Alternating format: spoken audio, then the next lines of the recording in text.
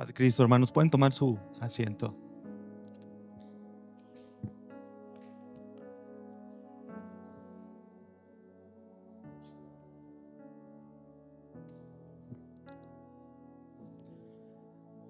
Los saludo con la paz de Cristo, mis hermanos.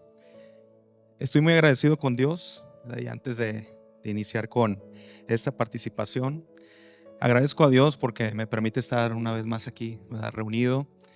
Me siento muy contento, me siento feliz, ¿verdad? Además de que el clima está muy agradable, ¿verdad? El clima del templo y el clima afuera. Y particularmente es uno de mis climas favoritos, ¿no? Platicaba ahí con Abdi al inicio de la actividad, antes de la actividad, decía, oye, este clima te inspira, ¿no? Como que te conecta. No sé si soy un poquito supersticioso, quizá, no lo sé, pero como que te mete un poquito más a la intimidad con Dios, no lo sé. Digo, yo así lo presiento, yo así lo siento, ¿verdad? Y pues bueno, agradezco a Dios por esta oportunidad. Y pues bueno, vamos a comenzar con el tema del día de hoy. Para esto, les voy a invitar que me acompañen en la palabra. En Primera de Pedro, capítulo 2, versículo 9 al 10.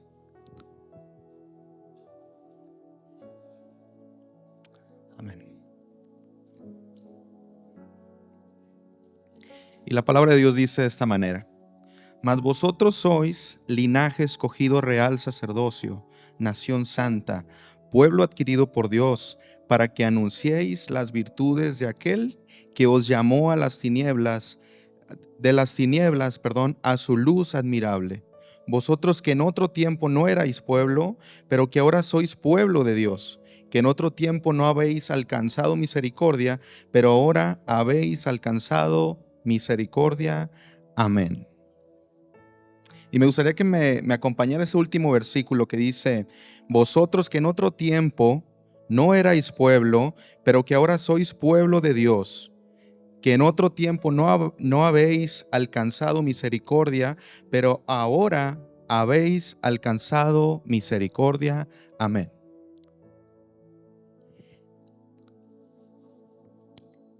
Y antes, ¿verdad?, de introducirme en el tema, me gustaría hablar de identidad.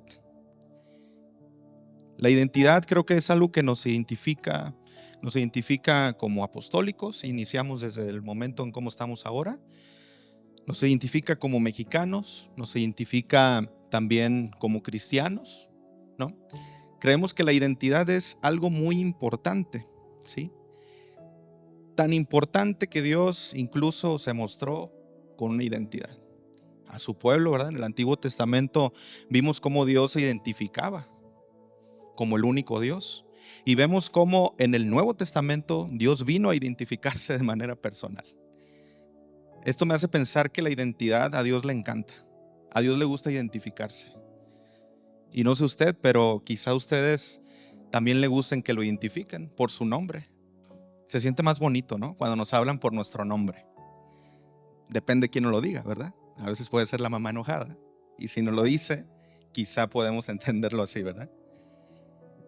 El título de hoy, hermanos, de esta enseñanza es Identidad Ekbalo.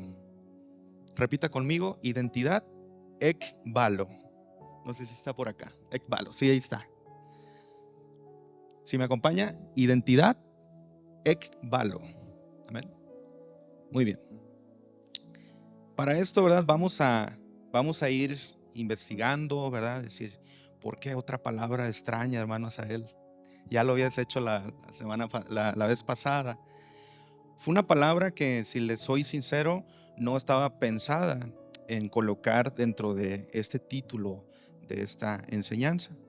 Simplemente lo iba a dejar como identidad, y abajo me acompañaban estas tres palabras que hablan del origen, de la esencia y de un propósito. Pero el Señor me hizo sentir ponerla, así que la pusimos, pero también la vamos a escudriñar. Y me gustaría que se quedara conmigo hasta el final de la enseñanza, porque vamos a hablar al final de la enseñanza de esta palabra. Amén. Muy bien, y para esto vamos a hablar de origen, esencia y propósito. Diga conmigo: origen, esencia y propósito. Esto, ¿verdad? Apoyando de esta cita bíblica, pude encontrar esta parte. Es decir, no es una inspiración personal, sino que ciertamente dentro de la palabra de Dios encontramos un origen, un pueblo que no era identificado, pero posterior a eso identificamos una esencia, que es a partir de que somos llamados y reconocidos hijos. ¿Pero para qué? Y el texto lo dice, ¿verdad? Para anunciar. Así es. Eso se llama propósito. Y el día de hoy, ¿verdad? Me gustaría arrancar con esta parte. eh, Voy a aterrizarlo desde una manera y de una necesidad social, ¿sí? Ciertamente, ¿verdad? Algunas de las veces nosotros hemos perdido nuestra identificación, ¿no? No sé cuántos han perdido su INE, ¿no? Y que es todo un tema. A veces nos pesa más el trámite que lo que vaya a traer la cartera, ¿no? El trámite de esas identificaciones. O porque quizás estábamos en un proceso de un trámite de algo y perdimos esa identificación y ya no lo podemos ejecutar, ¿cierto? A veces nos salva el pasaporte, ¿no? Que lo tenemos ahí todo empolvado y nos salva. La identidad es así, es cuando perdemos nuestra identidad, nos limita. Ciertamente no dejo de ser Asael si pierdo mi identidad, ¿cierto? Si pierdo mi INE, yo sigo siendo Asael. Pero si yo quiero tomar un vuelo y me piden la INE, pues yo le digo, oye, yo soy Asael. Se me va a decir, pues tú compruébamelo. Y compruébame también que eres mexicano, ¿no? Otro ejemplo, ¿verdad? De identidad es la belleza. La belleza estética. Hemos visto, ¿verdad?, que con el tiempo la belleza estética, los tratamientos estéticos se han vuelto tan comunes que cuando ya vemos algunos rostros en años posteriores, ya no los identificamos, porque se ha vuelto tan habilidoso, ¿verdad?, que les cambia el rostro, lo rejuvenece, y lo rejuvenece hasta antes de un tiempo, o sea, nunca estuvieron así en su vida, ¿cierto? Incluso me atrevo a decir que hasta les cambia la nacionalidad porque parecen chinitos, ¿verdad? Otro ejemplo, y aquí me gustaría abundar para iniciar. En Tailandia eh, hay hay unas actividades que hacen, hay unos procedimientos que hacen para someter a los elefantes. Y ustedes saben, los elefantes, ¿verdad?, son domados en esa parte de Asia. Y quizá los hemos visto en las películas, cómo les ponen las telas, ¿verdad? Muy bonitos. Pero no sé si usted haya preguntado el cómo le hicieron para domar semejante animal. Digo, yo no me lo había preguntado. Yo los veía y decía, mira qué bonitos, la tela, ¿no? Además de que me encanta la tela, cómo se ve. Quizá el que va encima, pues se siente también empoderado, enseñoreado. Pues resulta que investigando, ¿verdad?, del cómo es que domaban estos animales, es bajo un procedimiento que de por sí el procedimiento suena fuerte y llevan un procedimiento que se llama romper su espíritu. Así, romper su espíritu. Y usted lo puede buscar en Google en la oportunidad que tenga, ¿verdad?, al salir y corroborarlo. Pero es la única manera en que un animal, ¿verdad?, de ese tamaño salvaje, la única manera en que lo pueden domar es rompiendo su espíritu. Y esto lo traje aquí y decir, ¿qué tiene que ver esto? Porque rompe su identidad. Este animal ciertamente es domado con un fin, ¿verdad? Consiste en arrebatar crías de elefante, dice, de sus madres, encerrarlas, privarlas de sueño y golpearlas hasta someter su voluntad para usarlos en el turismo o en la industria maderera. Ese es el propósito. El humano ciertamente tiene un propósito con este animal, desde un pensamiento malvado, obviamente. Y rompe esa identidad de ese animal con el fin, ¿verdad?, de hacer uso de eso. He escuchado también, ¿verdad?, que hay otra parte o otro procedimiento que hacen, o es muy similar, ¿verdad?, pero en los circos hacen el mismo proceso. Hacen un proceso de lastimar al animal emocionalmente, físicamente lo maltratan, incluso lo atan de cadenas. Y se dice que en los circos, porque dice, oye, ¿cómo lo llevas de un circo a otro? No, ahorita creo que en México entraron nuevas leyes, gracias a Dios, y ya los animales pues no pueden estar en los zoológicos, en los circos, perdón. Creo que en los zoológicos también lo habían, por ahí había escuchado de eso. Pero hablando de los circos, este animal no lo amarraban con una cadena muy fuerte.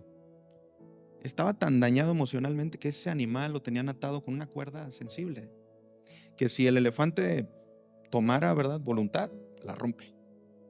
Pero lo que no tenía son fuerzas, ¿verdad? Ese animal lo que no tiene es voluntad. Lo que no tiene es identidad. ¿Sí? Muy bien. Al cristiano, a nosotros, el enemigo por donde inicia ciertamente es por la identidad. Tanto, ¿verdad?, que vemos en la historia que Lucifer, si recuerdan, antes de caer, él quería robar una identidad. Y hasta la fecha, ¿verdad?, intenta robarnos la identidad, porque eso es todo, por ahí inicia. Si nosotros nos identificamos como cristianos, como creyentes, el enemigo nos hace creer que no es suficiente. Y vamos a hablar del origen, ¿verdad? Vamos a hablar de origen, que es uno de los puntos que están acá. La identidad es un concepto que se utiliza para marcar la relación de pertenencia o de igualdad de una cosa consigo mismo. Y el término origen se refiere al principio, causa, nacimiento o punto de partida de algo. Representa la raíz o el momento exacto en que una cosa, fenómeno o idea comienza a existir. Es decir que mi origen, ciertamente, pues yo soy de Santiago Ixcuintla y nací en Nayarit. No sé cuántos conocen Santiago Ixcuintla. Muy bien. Y ciertamente, pues mi origen es Santiago. Pero salí de Santiago quizá a los 5 o 6 años. Y ese sigue siendo mi origen. Pues en mi acta, ¿verdad?, de nacimiento dice que ese es mi origen. Pero mi identidad, yo ya no me identifico como santiaguense. Yo ya me preguntaban cuando llegué aquí, hermano, ¿y usted de dónde es? Y yo, pues soy, pues sí, cierto, ¿de dónde soy? Porque ciertamente viví en Tepic, ¿verdad? Y últimamente viví 10 años en Vallarta y me cuestioné, dije, pues, ¿de dónde soy? ¿Cuál es mi identidad, verdad?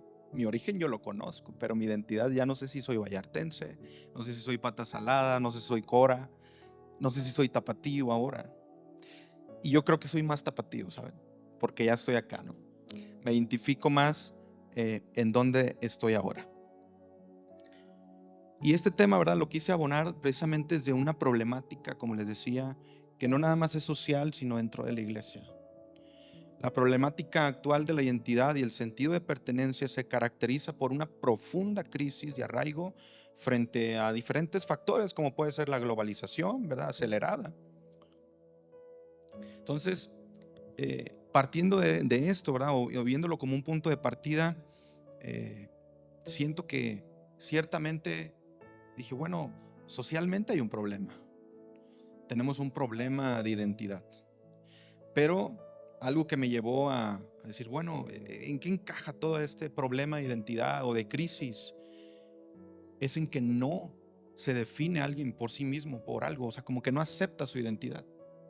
Y lo hemos visto, ¿verdad? Hemos visto cómo de alguna manera algunas instituciones han buscado la manera de identificar o de buscar de darles identidad a las personas. Hay unas siglas, ¿verdad?, muy conocidas que ya no saben qué otra sigla pueden añadirle con el fin de querer solucionar el asunto de identidad. Si esas siglas las dieran, seguramente con una o la primera vez que se compuso hubiera atendido ese asunto de identidad. Sin embargo, no lo ha logrado. La rápida interconexión global y la estandarización cultural amenazan las tradiciones, lenguas, costumbres locales. Esto genera una tensión entre el deseo de formar parte de una aldea global y la necesidad de proteger la herencia cultural a la homogenización. Ciertamente, ¿verdad?, hemos visto que antes, Todavía tenemos por ahí referencias de nuestros abuelos, de cómo eran los tiempos antes, los valores, la cultura, los hábitos.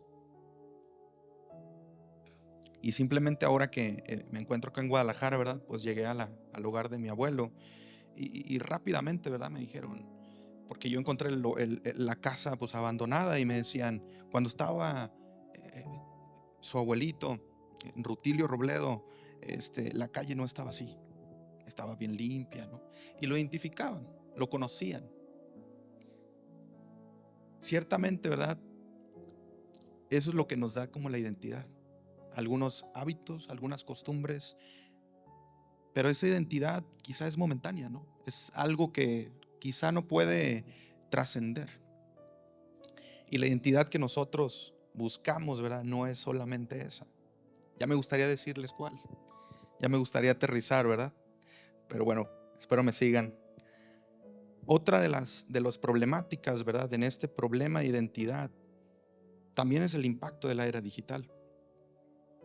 El auge de las redes sociales ha transformado cómo construimos nuestra identidad. De hecho, a veces parece que nuestra identidad la tenemos que construir en cuántos seguidores tenemos. Y lo digo porque digo, yo ahorita ciertamente vengo apenas pasando, ¿verdad? Esta red de varones, pero vengo, ¿verdad? Recientemente de formar parte de los jóvenes y, y lo podemos notar, ¿verdad? Quiero identidad, quiero impactar con una identidad, pues las redes me lo van a decir en la cantidad de seguidores. Pero les recuerdo, ¿verdad? Jesús tenía seguidores, pero solamente los discípulos fueron los que prosperaron, ¿verdad? Ciertamente la era digital no tiene, o sea, todo de malo, ¿no? Permite conectar con comunidades de nicho a nivel mundial, pero también hay unas desventajas que es fomentar la creación de identidades idealizadas. Es decir, a veces vemos tanto en las redes que nos idealizamos con algo que seguramente la persona termina de grabar y no es eso que está proyectando. Y eso lastima cuando no tenemos una identidad, por supuesto, bien marcada, lastima nuestra identidad. Quizá decir, ay, pero ¿cómo le hizo? Mira, ese Lamborghini y es inteligencia artificial, ¿no? Mira, está en Cancún y seguramente está en su casa, pero ¿no? Idealizamos y permitir eso, ¿verdad? De alguna manera trae choques emocionales cuando no tenemos bien arraigada nuestra identidad.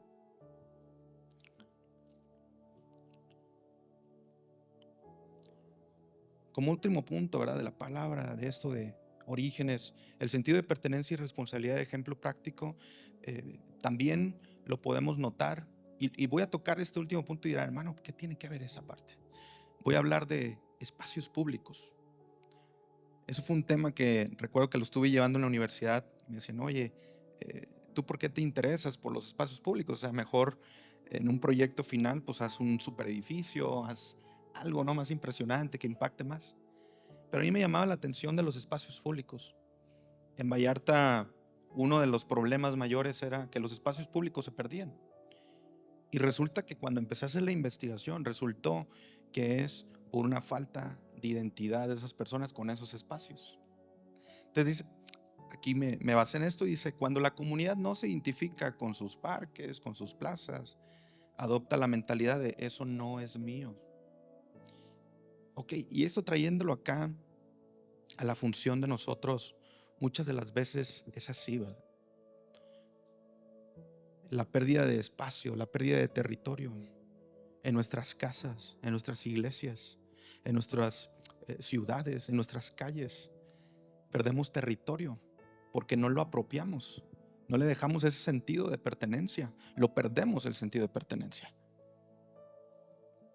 Evidentemente estos espacios, ¿verdad? Cuando los estuve viendo, pues había consecuencias, vandalismo, había destrucción, era un foco de infección, había basura, había privatización, había inseguridad. Resulta que eran espacios que después querían usarlos para venderlos y hacer edificios ahí, ¿no? Y Guadalajara Vallarta tiene ese problema hasta la actualidad. Tiene un problema de identidad con esos espacios y los están perdiendo los espacios públicos. Y así nosotros, ¿verdad? La invitación es: cuidemos nuestro sentido de pertenencia y enfoquémonos en nuestra familia a incitar el sentido de pertenencia. ¿Dónde pertenezco yo? A decir, como les decía, yo soy de Santiago, ¿no? Estuve en Vallarta, pero yo ahorita estoy en Guadalajara. Yo ahorita estoy en la primera iglesia y me apropio de esa parte. No de manera autoritaria, pero de una manera con un sentido de pertenencia. Yo soy parte de esta iglesia. Amén. Voy a tratar de avanzar rápido para que no se me vaya el tiempo. Y para cerrar, ¿verdad?, esta idea del origen, en la Biblia también lo vemos. Vemos un origen que es la creación. Ese es nuestro origen. Pero esa creación que fue corrompida, me atrevo a decir que es nuestro origen, pero no es nuestra identidad, ¿cierto? En la teología bíblica, Adán y Eva son considerados pues también hijos de Dios en un sentido de creación y diseño. Adán y Eva fueron los primeros seres humanos formados directamente por Dios. Y la pérdida de identidad de Adán y Eva representa la ruptura de su comunión con Dios, dando lugar a la muerte espiritual.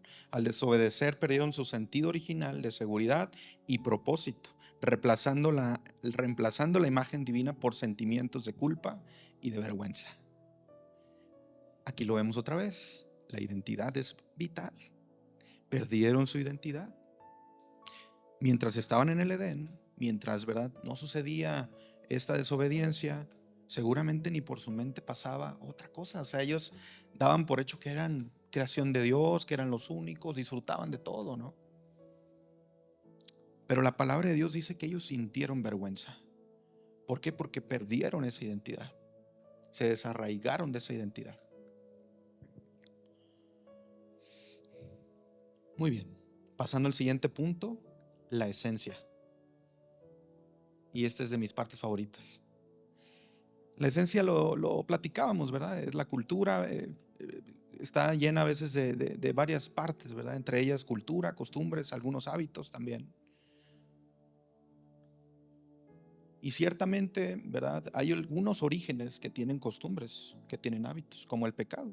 El pecado ciertamente es un origen, es un lugar, y tiene sus costumbres y tiene sus hábitos.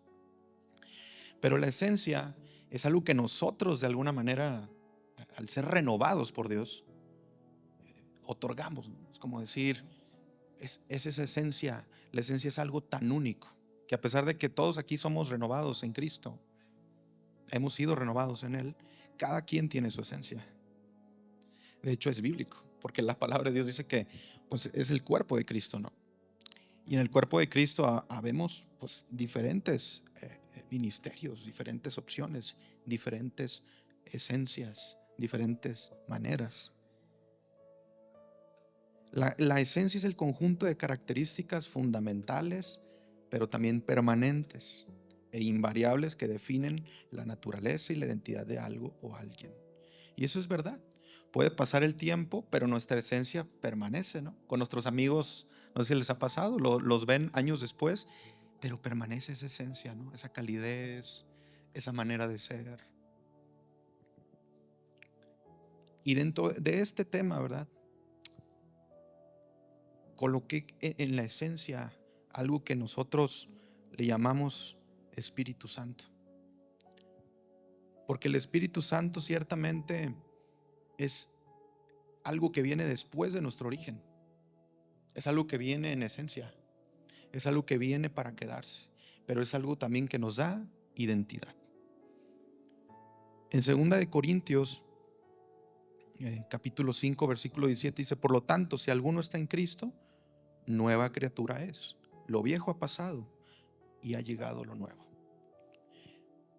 Y en Primera de Pedro, ya lo platicábamos ahorita, ¿verdad? Somos linaje escogido, pero ustedes son linaje escogido, real sacerdocio, nación santa, pueblo que pertenece a Dios.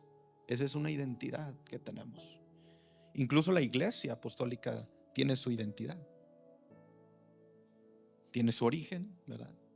Tiene un origen muy marcado que le ha dado identidad. Y la identidad de la iglesia apostólica a niveles prácticos, diríamos, es la iglesia pentecostal de las más antiguas, y si no es que es la más antigua en México.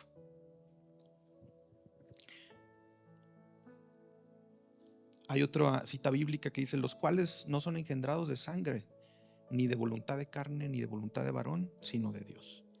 Y aquí ya quizá ya me va entendiendo, ¿verdad? Nuestra identidad no viene formada de nuestro origen. Nuestra identidad viene a partir de la esencia de Dios, de ese amor de Dios, de ese plan de Dios. Nosotros no somos engendrados más de carne. Si fuéramos engendrados para una renovación de carne, volveríamos otra vez al pecado. Y bajando, ¿verdad?, esta parte y esta idea, también en Hechos 1:8, ¿verdad? Perdón, Hechos 1, versículo 3 dice: y estando juntos les mandó que no se fueran de Jerusalén, sino que esperasen la promesa del Padre, la cual les dijo: oíste de mí, porque Juan ciertamente bautizó con agua, mas vosotros seráis bautizados con el Espíritu Santo dentro de no muchos días. Y otra vez, identidad. El Espíritu Santo vino a consolidar una identidad en el cristiano, una identidad visible, una identidad que es posible ver, una identidad que es posible ver la regeneración, la transformación.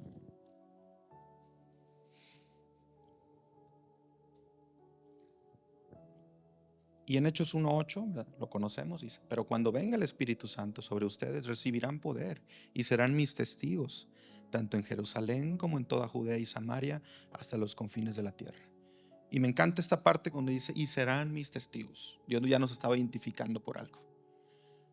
Y aquí es importante porque ciertamente Dios, ¿verdad?, cree en esto, pero aquí la importancia es que nosotros apropiemos eso. Otra vez, sentido de pertenencia a las promesas de Dios.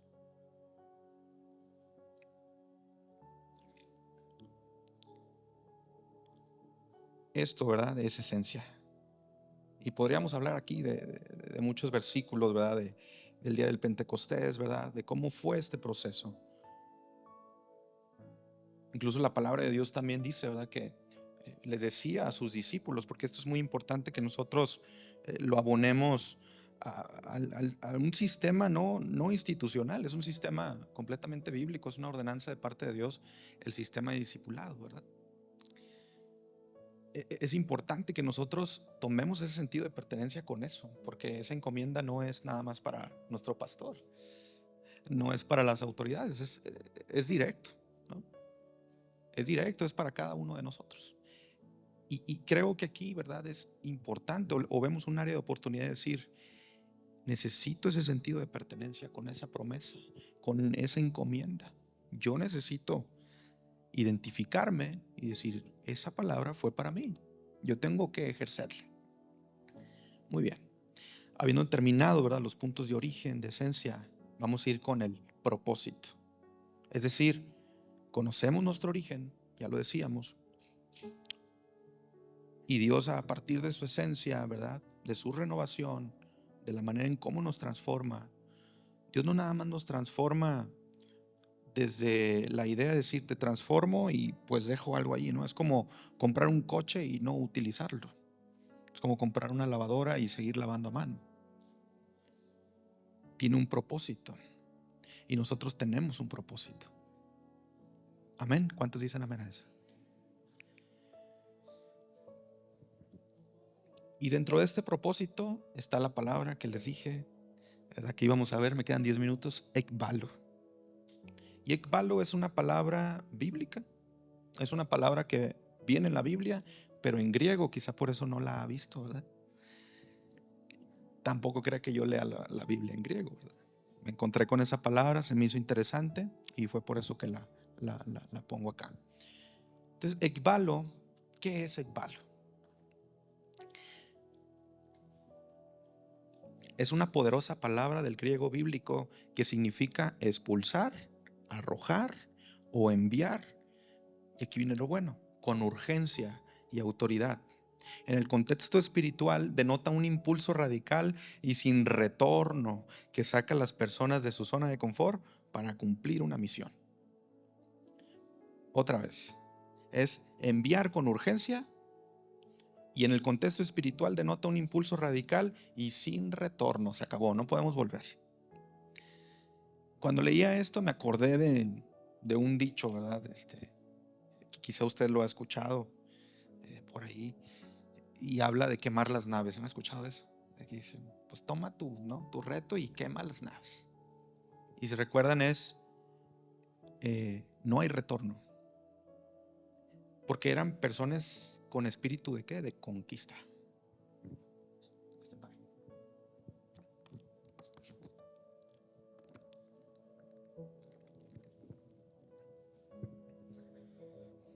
Y ekbalo es esto.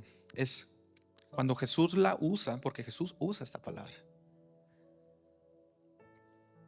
En Mateo 9:38 Él lo utiliza, ¿verdad? Porque dice, Jesús ordena orar para que el Señor envíe de forma urgente, y usa esta palabra, ekbalo. Envíe de forma urgente y contundente. Es muy diferente andar urgidos, ¿no? Pero sin una convicción, sin una determinación. Y Dios no, con esta palabra dijo, miren, voy a determinarlo, ekbalo. Ve urgentemente, pero ve con convicción, ve con autoridad, pero ve sin retorno. Y el día de hoy yo los invito a eso. Ekbalo. Es decir, vayamos con autoridad. ¿Con la autoridad de quién? Nosotros, de Dios, ¿verdad? ¿Cierto? Vayamos con urgencia. El evangelio es un asunto de urgencia. Por ahí escuchaba, ¿verdad? Un predicador que decía que era emergente. No es emergente. No fue un plan que salió de la nada. Es un plan urgente, es diferente. Por aquellas almas. Porque el tiempo se agota, se termina. No es un plan emergente. Yo creo que Dios es el mejor arquitecto que puede existir, el mejor planeador, el mejor que puede proyectar. Y en esta palabra, ¿verdad? De hazlo, en el contexto espiritual denota un impulso radical y sin retorno. Ya no tengo retorno. Es decir, de donde estoy ahora, pues agradezco a Dios. Agradezco por lo que somos ahora. Pero ahora mi misión es de aquí para adelante. No voy a agarrar ningún retorno. Y también dice que saca a las personas de su zona de confort. Entonces Jesús lo utilizó aquí, ¿no? Que dice, envíe de forma urgente, contundente, obreros a la mies. El impulso al desierto también lo utilizó. Se emplea para describir que el Espíritu Santo impulsó o arrojó a Jesús al desierto. Ekbalo. Es una palabra con muchísima contundencia. Y si ustedes fijan, nosotros esperamos, ¿qué cosa? El arrebatamiento, algo contundente, algo con contundencia, con convicción. Es decir, no seamos ekbal, no seamos arrebatados sin contundencia, porque no sería ekbalo. Ekbalo es esa urgencia.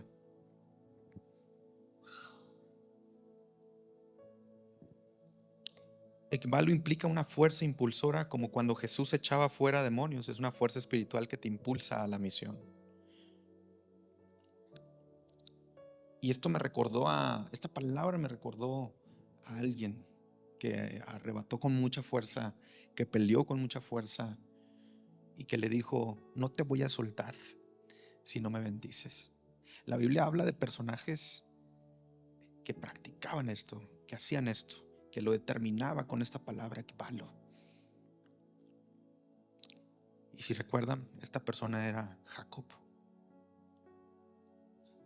En ese contexto, el camino de Jacob a Israel se interpreta como una transformación impulsada por ekbalo. Dios lo sacó a la fuerza de su antigua naturaleza engañosa y lo envió a cumplir su destino como el patriarca de una nueva nación. Y creo que me adelanté, ¿verdad? Pero en Génesis 32:9 dice, y dijo Jacob, Dios de mi padre Abraham y Dios de mi padre Isaac, Jehová, que me dijiste, vuélvete a tu tierra y a tu parentela y yo te haré bien. Menor soy que todas las misericordias y que toda la verdad que has usado para con tu siervo, pues con mi callado pasé este Jordán. Y ahora estoy sobre 2 campamentos. Líbrame ahora de la mano de mi hermano, de la mano de Saúl, porque le temo. Si recuerdan, Jacob ya estaba siendo tratado, ¿verdad? Por Jehová, ya le estaba diciendo, ahí, ve por aquí, ve por acá. Pero aquí vemos un Jacob que de alguna manera era determinante. O sea, él decía, tengo miedo. O sea, no, no lo puedo ocultar, ¿no? Y de hecho es muy curioso porque la palabra de Dios dice que Jacob, eh, cuando iba a acercarse, ¿verdad? A su hermano Esaú, él preparaba como cosas para agradarle, ¿no? Dice, hey, vamos a llevar la fiesta en paz, mira. Pero cuando manda a sus mensajeros, Esaú estaba con otra idea, ¿verdad? Él quería acabar con él.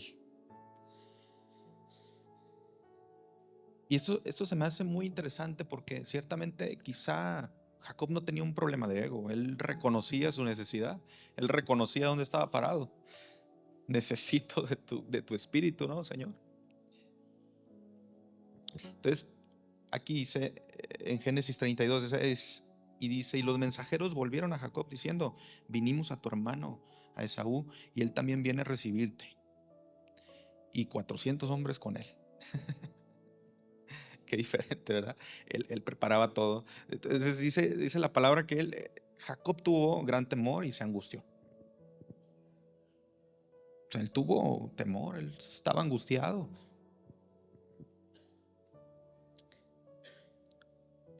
Y dice la palabra en el capítulo 32, versículo 22, dice, y así se quedó Jacob solo y luchó con él un varón hasta que rayaba el alba, ¿no?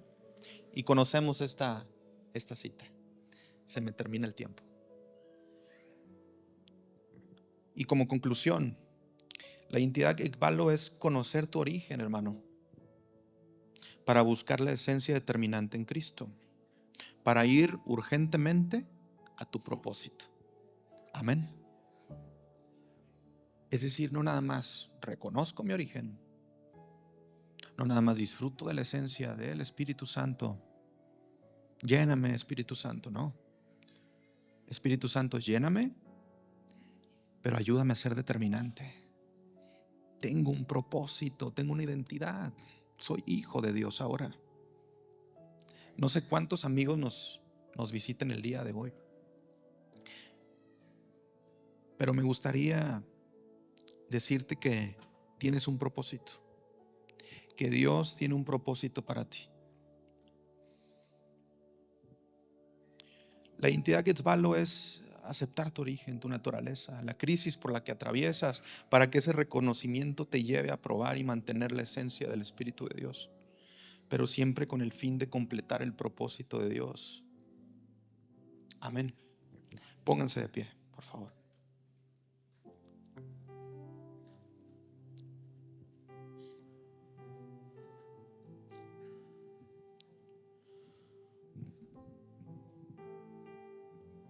Nuestro origen nos dice de dónde venimos, hermanos, y nuestra esencia nos dice quiénes somos en Cristo. El diablo nos recuerda lo que fuimos, pero Dios nos da un propósito. Él nos recuerda a dónde vamos. Dios no espera que olvidemos nuestro origen, al contrario. De hecho, Dios espera que reconozcas tu origen. Me gustaría hacer la invitación, si me lo permite, pastor, al altar, algo breve, a quien guste pasar, y pedirle al Señor, ¿verdad? Señor, ¿sabes qué? Quizá he perdido mi identidad, quizá he perdido mi propósito.